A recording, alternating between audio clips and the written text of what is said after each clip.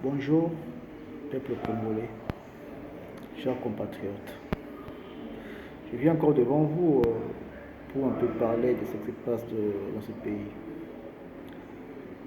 Nous avons un président élu qui est censé représenter tout un peuple, tout le Congolais, je vais dire. Et pour ce travail, pour cette charge qui est une charge très lourde, il devrait être entouré par des personnes capables, des personnes pouvant faire leur travail convenablement. Aujourd'hui, je suis déçu de voir dans quel état se trouve le service de communication du chef de l'État. Le chef de l'État, tout ce qu'il doit parler, tout ce qu'il veut parler, tout ce qu'il peut dire, tout ce qui peut sortir de sa bouche peut être une loi. D'où tout ce que le chef de l'État doit dire doit être respecté du début à la fin, doit être étudié, quoi dire et comment le dire.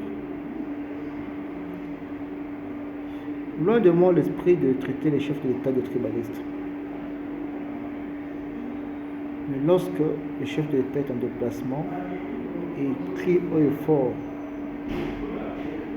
à une population d'où il est originaire, que c'est vous mon sang. Peu importe la façon dont il a dit ça, mais ces mots-là, cette phrase-là, c'est vous qui êtes mon sang. Ça renvoie à dire quoi aux autres? À tous les ethnies, à toutes les tribus qui composent la RDC. Ce sont des erreurs qui doivent être corrigées. Le chef de l'État n'est pas n'importe qui. C'est un monsieur, quand il dit quelque chose ou quand il parle, ça doit toujours être des paroles rassemblées. Pas des paroles en l'air. Les paroles du chef de l'État sont censées rassembler tout un peuple. Mettre un peuple ensemble, nous faire voir qu'ils ont affaire à un papa qui ne fait pas de différence entre les enfants.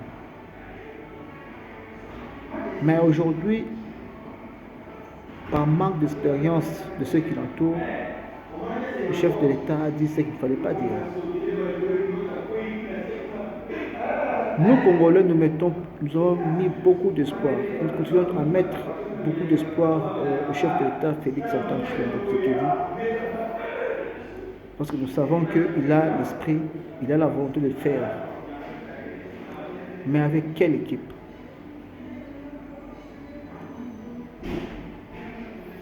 Chaque jour, nous voyons les limites de cette équipe qui entoure le chef de l'État. Chaque jour, nous voyons ces limites-là. Et prions Dieu qu'il puisse au moins veiller à changer l'équipe qui l'entoure. Sinon, on va droit vers le mur.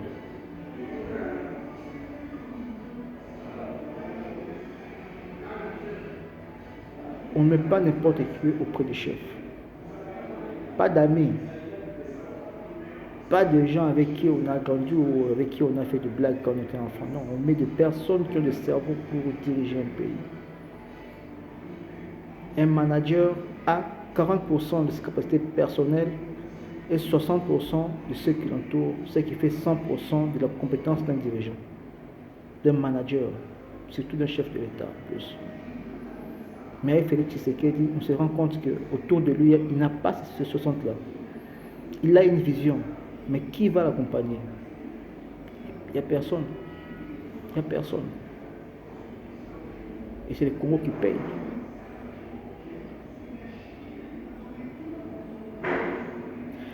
Dire que je suis déçu du chef de l'État, non. Je suis déçu de son entourage. Et pourquoi il continue à s'attacher à de telles personnes? On ne sait pas.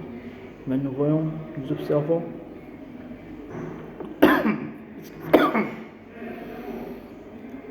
Nous voyons.